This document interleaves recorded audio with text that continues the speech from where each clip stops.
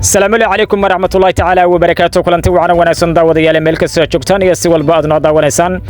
halkan waa dhambalka dunida ku soo dhawaada barnaamijka falanqaynta wararka habeenimo qodobada xiisaha leh ee barnaamijka caawa ay kugu soo gudbin doonaan waxa qayb ka noqon doona ciidamada xoogga dalka Soomaaliyeed oo kaashanaya dadka deegaanka oo weerar cirka iyo dhulkaba ku qaaday deegaanada Daarunibca iyo sidoo kale Boos Camir ee gobolka Shabeellaha Dhexe jabka qawaarijda la gaarsiiyay caawa daawadina halkan kugu soo gudbin sidoo kale barnaamijka waxa ay kugu soo gudbin doonaan ciidamada xoogga dalka Soomaaliyeed oo ku sii qulqulaya deegaanada hoostaga degmada Boqokore ee gobolka Hiiraan halkaas oo maalmihii soo dhaafaba ay soo buux dhaafiyeen maleeshiyaadka ururka al-shabaab halganka ka socda gobolada Shabeellaha Dhexe iyo Hiiraan ayaa daawadayaal barnaamijka ay kugu soo gudbin doonaa sidoo kale waxaan dul istaagi doonaa dowladda federaalka Soomaaliya iyaduna digniin ka soo saartay ganacsatada iyo sidoo kale dad la sheegay inay la macaamilaan maleeshiyaadka ururka al-shabaab isla markaana ay lacag u diraan wasiirka gaashaandhigga xukuumadda federaalka Soomaaliya Axmed Macalin Fiqi oo arintaas si weyn uga digay ayaana daawadayaan in kugu soo gudbin doonaa barnaamijka falanqaynta wararka habeenimo qodobadaas iyo qodobo kale ayaa daawadayaan kugu soo gudbin doonaa barnaamijka falanqaynta wararka habeenimo fadlan hada ku cusubta YouTube-kana dhabaalka dunida subscribe saar sidoo kale page-kana dhabaalka dunida soo follow garee u diyaar garooba daawadayaal qodobada aad maqasheen oo intaas ka faafas wahagaag daawadayaal aan ku horeynay ciidamada xoogga dalka Soomaaliyeed oo kaashanaya dadka deegaanka ayaa waxay dagaal xoogan ay saacadii la soo dhaafay ku qaadeen deegaanka Daarunibca iyo sidoo kale Boos Camir ee gobolka Shabeellaha Dhexe waxaana deegaanadaasi markaasi gacanta ku hayay isla markaana maalmihii ugu dambeeyay soo buux dhaafiyay maleeshiyaad ka tirsan ururka al-shabaab ciidamada xoogga dalka Soomaaliyeed oo ayagu ka war helay maleeshiyaadkan ururka al-shabaab oo ayagu halkaas isku urursanaya qaaday weerar cirka iyo dhulka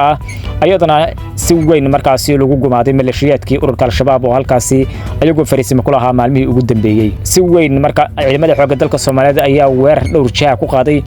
deegaanadani oo in muddo fariisimo u ahaa maleeshiyaadka ururka al-shabaab waxaana xogaha halkaasi naga soo gaaray ay sheegayeen in la burburiyay dhammaanba fariisimihii iyo sidoo kale godadkii maleeshiyaadka ururka al-shabaab ay ka qoteen deegaanadaasi iyadana la sheegay in maleeshiyaad fara badan oo ay ku joogaan kuwa horjoogayaalana halkaasi lagu laayay oo ciidamada dawladda federaalka Soomaaliya ay halkaasi markaasi ku laayeen xogaha naga soo gaaraya deegaanadaas ayaa waxa intaas ku darayaan in dhammaanba deegaanadaasi ay gacanta ku hayaan ciidamada xoogga dalka Soomaaliyeed oo ay kala wareegeen maleeshiyaadka ururka al-shabaab oo in muddo halkaasi ayagu gacanta ku hayay ciidamada dawladda federaalka Soomaaliya ayagana markaasi si weyn u naafeeyay dagaaladii ugu dambeeyay ka dhacay gobolka Shabeellaha Dhexe gaar ahaan deegaanada Daarunibca iyo sidoo kale Boos Camir oo hoostaga gobolka Shabeellaha Dhexe dadka deegaanka ayaa gacan siiyay ciidamada xoogga dalka Soomaaliyeed ayagoona markaasi soo sheegay dhufeesyada ay kaga sugan yihiin deegaanadaasi waxaana ciidamada xoogga dalka Soomaaliyeed u suurta gashay in si buuxda ay halkaasi oo la wareegeen isla markaana ay si weyn u naafeeyaan ururka qawaarijta ee al-shabaab oo imankaba si weyn looga sifeeyay deegaano fara badan oo hoostaga gobolka Shabeellaha Dhexe wahagaag daawadayaal bal markana hadaynu eegno deegaano hoostaga kori ee gobolka Hiiraan bariyihii ugu dambeeyay waxa ku soo qulqulahayay maleeshiyaad ka tirsan ururka al-shabaab kuwaas oo ka soo farxaday dagaalka ka socda gobolka Shabeellaha Dhexe oo ciidamada xoogga dalka Soomaaliyeed ay kaga sifeynayaan waxay markaan miciin bideen inay u gurtaan dhinacaas iyo deegaano ka tirsan gobolka Hiiraan oo ay markaasi doonayeen inay halkaas isku ururiyaan hase yeeshee ciidamada xoogga dalka Soomaaliyeed ayaa saacadii la soo dhaafay waxay si weyn ugu qulqulayeen deegaanadaasi ayagoona markaasi la soo warinayay in halkaasi ay ka hor joogaan oo ay doonayeen markaas inay ka difaacaan maleeshiyada ururka al-shabaab inay gudaha u galaan degmada Boqokore ee gobolka Hiiraan tawaana halka budliga oo ah difaaca gobolka Hiiraan ee maleeshiyadka ururka al-shabaab laga difaacayo ciidamada xoogga dalka Soomaaliyeed markaasi gacan weyn ka helaya dadka deegaanka ee macbusleyda ayaana saacadii la soo dhaafay waxay soo buux dhaafiyeen deegaano badan oo ka tirsan gobolka Hiiraan gaar ahaan deegaanada hoos yaala degmada Boqokore waxaana halkaasi markaasi isku urursanaya ciidamada dawladda federaalka Soomaaliya oo meelo fara badan kaga yimid oo gobolka Shabeellaha Dhexe qaar ka tagay iyo qaar kale ayaguna ku sugnaa gobolka Hiiraan waxaana dhabaantood ay u darban yihiin inay maleeshiyaadka ururka al-shabaab ay ka saaraan deegaanada ay kaga sugan yihiin gobolka Hiiraan kuwaas oo markaane hareeraysan oo afarta jihaba waxa ka xiga ciidamada xoogga dalka Soomaaliyeed waxaana saacadaha soo socda la filan karaa dagaal aad u xoogan oo dhexmara maleeshiyaadka lafilcaariga ee khawaarijta al-shabaab iyo sidoo kale ciidamada xoogga dalka Soomaaliyeed oo gacan ka helaya dadka deegaanka ee macbusleyda waxaana la filayaa in dagaalkaasi lagu soo afjiri doono maleeshiyaadka ururka al-shabaab oo ayagu saacadihii la soo dhaafay miciin biday in isku urursadaan deegaano ka tirsan gobolka Hiiraan gaar ahaan deegaano hoos yimaada degmada Boqokore dawladda federaalka Soomaaliya ayaa hore ugu dhawaaqday inay dhammaanba ay ka go'an tahay dawladda federaalka Soomaaliya in ay wadanka ka xoreyso maleeshiyaadka ururka al-shabaab waxaana dagaalku iminka si xoogan kaga socda gobolada Shabeellaha Dhexe iyo Hiiraan iyo sidoo kale gobolka Shabeellaha Hoose oo ciidamada dawladda federaalka Soomaaliya oo markaasi kaashanaya saaxiibada caalamiga oo ayagu dhanka sare ka duqeynaya ayagoona saacadii la soo dhaafay duqeymo fara badan laga geystay gobolka Shabeellaha Hoose iyo sidoo kale Shabeellaha Dhexe ayagoona lagu qaraajiyay duqeymahaasi horjoogayaal fara badan oo ka tirsan maleeshiyaadka ururka Al-Shabaab toddobaadkii la soo dhaafay ayaa sidoo kale duqeymo aad u culus ay deegaanadaasi ka dhaceen waxaana si weyn lagu naafiyay maleeshiyaadka argagixisada ee ugus ayagoona la sheegay in markaasi ay ka soo hartay in ay geedaha iyo sidoo kale meelaha hudadka ay ku gambadaan oo ay gabaad bidaan hase yeeshee dadka deegaanka ayaa arintaasi si weyn uga foojigan oo soo sheegaya geed alla geedka galaan ayadana ciidanka xoogga dalka Soomaaliyeed ee geesiyaasha qarankana ay ka go'an tahay ciribtirka khawaarijta argagixisada ee ugus kuwaas oo minka firxadkooda ku gambanayo deegaanada ka tirsan gobolka Shabeellaha Dhexe waa tahay daawadayaal bal markaan hadii dawladda federaalka Soomaaliya ayaa mar kale digniin ka soo saartay dadka ganacsatada iyo sidoo kale dadka iyaga gacan saarka la leh maleeshiyaadka argagixisada ugus kuwaas oo la sheegay inay gacan ka geystaan isla markaana ay ku deeqaan lacagaha sidoo kale lagu qarxiyo laguna laayo dadka shacabka ee Soomaaliyeed wasiirka gaashaandhigga xukuumadda federaalka Soomaaliya Axmed Macalin Fiqi oo asagu ka hadlayay xafladda markaasi lagu duceynayay shuhadadii dalkan ka geeriyooday iyagoo u dagaalamaya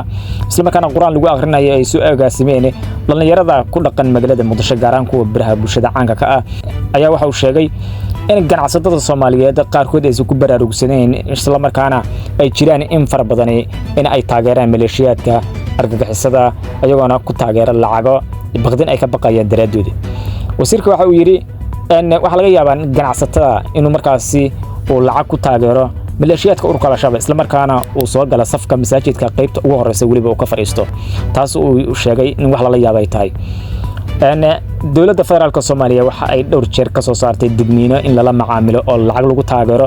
maleeshiyaadka argagixisada iyagoona sheegay arintaas ay tahay dambi weyn qofkii ganacsatada lagu qabto in arintaasi ku lug leeyana sharciga la horkeenay doono isla markaana waxa uu mudan yahay la marsiin doono qof dambiila ah oo shacabkiisa iyo dadkiisa lacagta lagu gumaalaha bixinaya haddana leeyahay dambiila ma wax suurtagal ma ahan ay dhowr jeer dawladda federaalka Soomaaliya hadalla sidaas u dhigmay ay soo saareen waxayna sheegeen arintaas in wax weyn laga qabanayo inkastoo dawladda federaalka Soomaaliya ay dhowr jeer ku guuleysatay inay xirto akoomo fara badan oo maleeshiyaadka argagixisada ay ku lahaayeen sidoo kale shirkadaha kala duwan ee ka howlgala wadanka dawladda federaalka Soomaaliya albaabada ay isku dhifatay waxayna markaasi sheegtay in ka go'an tahay in dhinac kasta ka curiyaamiso maleeshiyaadka argagixisada haddii noqon lahayd dhinaca maaliyadda haddii noqon lahayd dhinaca fikirka iyo haddii noqon lahayd dhinaca la dagaalanka oo military xoogga dalka Soomaaliyeed ay markaas ku hawleeyeen sifaynta khawaarijta ee gobolada kala duwan ee dalka ay kaga sugan yihiin Axmed Macalin Fiqi wasiirka gaashaandhigga xukuumadda federaalka Soomaaliya ayaana ka dhawaajiyay in arintaas iminka ay dabagal xoogan ku hayaan ganacsatada ay la sheegay in qaarkood ay macaamil leeyihiin oo ay la tacaamulaan argagixisada isla markaana ay lacag u diraan arintana haddii ay rumowdo ay soo baxdo ayaa waxay taasi ka dhigan tahay in argagixisada wali ay ku xisaabtamayaan ganacsatada Soomaaliyeed oo lacagtooda ku taageeraya isla markaana xisaabiyaad hore loo sameeyay ama xisaabaad la sheegay in maleeshiyaadka ururka Shabaab mar laga hadlayay dhaqaalaha dabcan soo gala